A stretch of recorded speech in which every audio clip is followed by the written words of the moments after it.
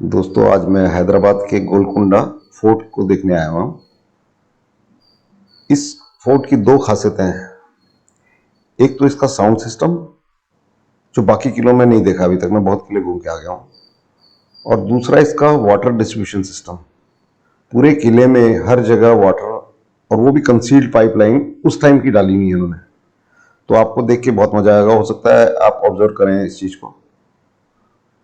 ये शेख फिरोज हमारे अभी गाइड ले लिए हमने। ये आपको कंप्लीट फोर्ट मैप है। ये अंदर में सारा फोर्ट घूमने में आपको 3 किलोमीटर का इलाका है। ये आपको फोर्ट का शाही डोर है। इस डोर का नाम बालाही सर। बालाही सर माने ये फारसी यानी पर्शियन लैंग्वेज, जो हाईएस्ट पॉइंट ऊंचे मुकाम को कहते हैं। पूरे 3 किलोमीटर में आपको जाकर आने में एक ही गेट मिलेगा। अंदर कहीं स्मॉल गेट, स्मॉल डोर आपको नहीं मिलेंगे। इसकी सेफ्टी के लिए ये दीवार है, जिसे उर्दू वर्ड्स में पर्दे की दीवार बोलते हैं। यानी एक दीवार दो काम आए, पहले घर की औरतें दिखाई ना दे, दूसरा दुश्मन को धोखा हो कि लड़ाई में जो दुश्मन आएंगे तो दीवार होने के कारण ये गेट ना दिखे। अगर दुश्मन को गेट दिखेंगे तो दुश्मन के पास तोप रहते हैं या बड़े बड़े हाथी दौड़ाएंगे, उनकी ताकत से इसको तोड़ देंगे। दीवार नहीं रही तो हाथी दौड़ कर भी इसको तोड़ देगा। ऐसे घूम के आएगा तो ताकत उसकी कम हो जाए। कम होने के बाद भी अगर अंदर आकर कोई आगे पीछे होकर गेट को तोड़ने की कोशिश करेगा।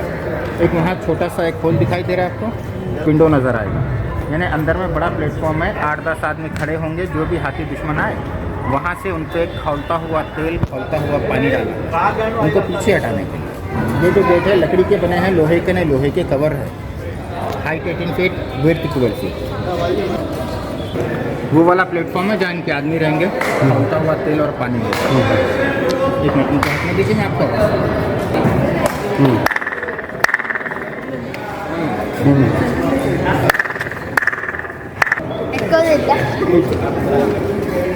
आप वहाँ जाएंगे दीवार के पास।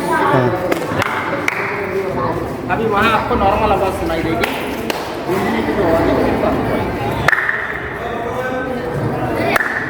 हाँ, यहाँ नहीं सुनाई दे रही। आप इधर आइए धीरे धीरे। हाँ यहाँ सुनाई दे रही। Correct correct correct. अभी आपको नहीं आइए धीरे धीरे आइए।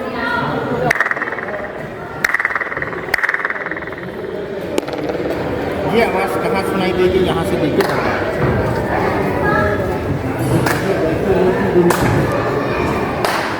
अच्छा, वो ऊपर में, वो सबसे ऊंचाई में बिल्डिंग दिख रहा है आपको, हाँ वहाँ तक सुनाई वो देगी। बादशाह का दरबार है। ये आवाज़ वहाँ तक जाती है। वहाँ तक इसे कहते हैं शाही गुसल खाना। शाही गुस्ल खाना। गुसल खाना यानी नहाने वाला हमाम बाथरूम। अपने ज़माने का जो हमाम बाथरूम होता है अपने घर के अंदर होता है, जो आप हम सवेरे जीते जी नहाने के लिए बनवाएंगे। बादशाहों के पास में 2 तरीके के होंगे। एक इनके महलात के अंदर, जिनमें राजा या रानी जीते जी अपने आप नहा लिया करें। दूसरा राजा या रानी दोनों में किसी का देहांत हो जाए तो यहाँ लाकर उनको नहलाया जाए। यानी सिर्फ रॉयल फैमिली के डेड बॉडीज़ को क्लीन करते हैं। इसके लिए ठंडा, गर्म, गुलाब जल, ये 3 पानी के मिक्स करके नहलाएं। नहलाने के बाद इनकी जो डेड बॉडीज़ है, जिसे हम उर्दू वर्ड्स में जनाजा कहते हैं। अभी हम जो मेन गेट से अंदर आए, ये मेन गेट से किसी भी राजा या रानी का जनाजा ये बाहर लेके नहीं जाएंगे। क्योंकि जनाजा मेन गेट से बाहर जाएगा, प्रजा में पता चलेगा, गड़बड़ हो सकती है। या प्रजा में कोई दुश्मन रहेंगे, राजा के मरने की खबर सुनने के बाद फोर्ट पे हमला करेंगे, इसलिए मेन गेट से ना निकालें। आगे में छोटा सा रूम है, मुर्दा गेट, वहाँ से 1.5 किलोमीटर की दूरी है। कुछ ऊंचाई टॉम्स है, उनके कब्रिस्तान है, समाधि है। यानी जितने भी बादशाह राज्य करेंगे, हर बादशाह अपने राज्य में मरने से पहले ही अपनी समाधि बनवा के रख लिया करें, ताकि उनके मरने के बाद उसको उसी में दफनाए। अगर पहले अपनी समाधि नहीं बनवाए तो उनके देहांत के बाद जब कोई दूसरे आदमी हुकूमत में आए, कोई भी आदमी हुकूमत करने के वक्त मरे हुए बादशाह की समाधि के लिए अपने वक्त पैसे को बर्बाद नहीं करेंगे। इसलिए मेन गेट से ना निकालें। मुर्दा गेट से लेके जाके दफना कर फिर 4-8 दिन में दूसरे बादशाह को बिठाया जाए तो पूरी प्रजा में बाद में बताया जाए। अभी आज के ज़माने के हिसाब से आप और हम काम के लिए जाने पर पढ़ाई लिखाई, डिग्री, नॉलेज, ऐसी चीज़ों को देखा जाता है। उस समय बादशाहों के पास में लोग कोई काम के लिए आने पर बादशाह लोग डिग्री नॉलेज पे ध्यान नहीं रखते, वो बस आदमी में ताकत देखते हैं, क्योंकि उनको काम करने में, लड़ाई करने में ताकतवर आदमी चाहिए, पढ़ाई वाले आदमी नहीं। उस वक्त किसी को फ़ौज में आना होगा। ये छोटा सा लोहे का वेट है जो उस समय आदमी को एक हाथ से उठाना पड़ेगा। जो आदमी एक हाथ से वज़न उठा लेगा वही इसकी फ़ौज में आएगा। फ़ौज में आके काम भी करेगा तो हफ्ता महीना किसी को पैसा पगार नहीं मिलेगा। पूरी फैमिली के लिए खाने में अनाज, पहनने में कपड़ा, रहने में घर, रोटी, कपड़ा, मकान। क्योंकि पैसे पगार का आदमी रखने में साल 2 साल 5 साल या 10 साल कर लेंगे, उसके बाद वो चले जाएंगे। तो उस समय लोग खरीदे जाते थे, जिसे हम गुलाम कहते हैं। तो इनके जितने भी गुलाम थे इंडिया के लोग नहीं थे, अफ्रीकन्स लोग होते थे, जिसे हम हबशी कहते हैं। उनकी हाइट ताकत होने के कारण उनको चुना गया था। तो उस समय वो लोग इसको एक हाथ से उठाते। इसका वेट है 240। अभी अपने ज़माने में लोग क्या है 240 किलो समझते हैं, ये 240 पाउंड है। किलो के हिसाब में आप जाएंगे 120। उस समय जो आदमी एक हाथ से उठा लेगा वो फौज में। गोल कुंडा यानी उर्दू तेलुगु को मिक्स करके बना। इसका जो ग्वाला कुंडा नाम था फर्स्ट 1143 में रखा गया था, क्योंकि ये एरिया में जो पहले किंग आए थे वो तेलुगु किंग्स थे। काकतिया, वरंगल, यहाँ से लगभग 200 किलोमीटर की दूरी है। वरंगल के किंग आए, पहाड़ी के सबसे ऊंचाई में जगदम्बा महाकाली एक छोटी सी मंदिर बनवाई, पहाड़ी की दूरी में मिट्टी की दीवार बनवाई। नाम ग्वाला कुंडा रखकर 1143 से 1363 तक काकतिया का राज्य था। फिर 1363 में दूसरे किंग आए कर्नाटका के, बहमनी सुल्तान। ये लोग 1363 से 1518 तक राज्य किए। यानी काकतिया बहमनीस का तकरीबन 400 साल तक राज्य था। तो उस समय कोई फोर्ट नहीं था, ये जंगल पहाड़ था। ये इलाके में हर दिन लोग चरवाहा लोग आते थे, जो गाय भैंस बकरी चरवाते हैं, जिन्हें हम चरवाहा कहते हैं, शेफर्ड्स कहते हैं। ऐसे ही तेलुगु वर्ड्स में इन्हें हम गोलाया कहते हैं, गोलारू कहते हैं। कोंडा माने पहाड़ को कहते हैं, यानी ग्वाला कुंडा का मतलब होता है चरवाहों का पहाड़। फिर तीसरे नंबर पे 1518 में कुतुब शाही किंग्स आए ईरान से।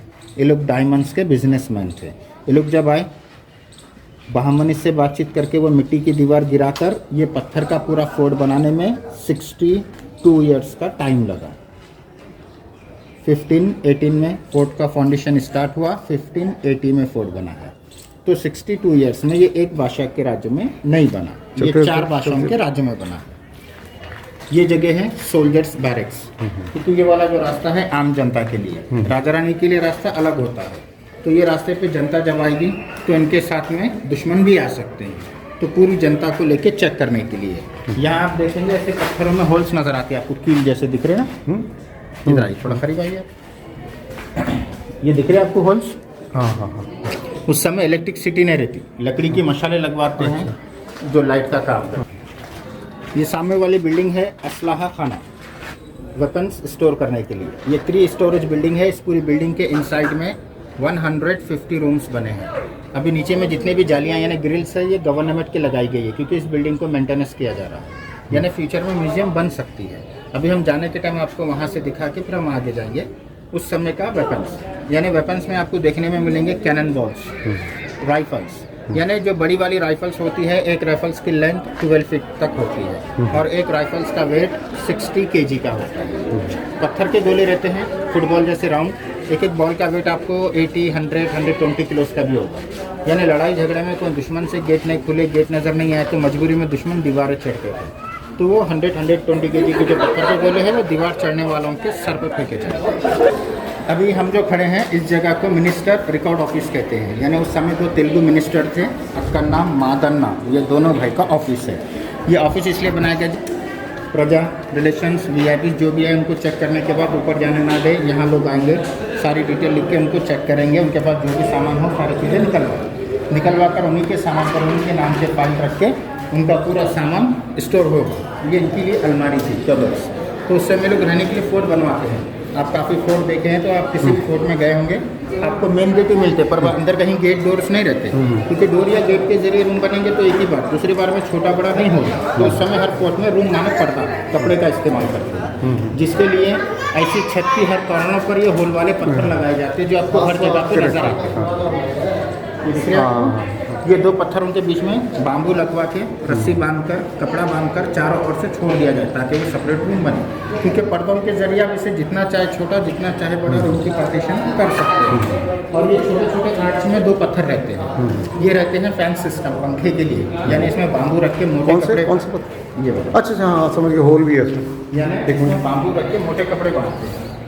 ये 2 आदमी काफ़ी दूरी पे रहकर धीरे धीरे खींच के हिलाते रहें ताकि वो हिलकर हवा के लिए पंखे का काम करे। रुक जाए तो दीवार बने, पीछे का आदमी नजर ना आए। रात हो तो ये फैन सिस्टम निकलवा कर फिर छोटी छोटी मशाले भी लगवाए लाइट के लिए। तो अपने हिसाब से मल्टीपर्पज़ था।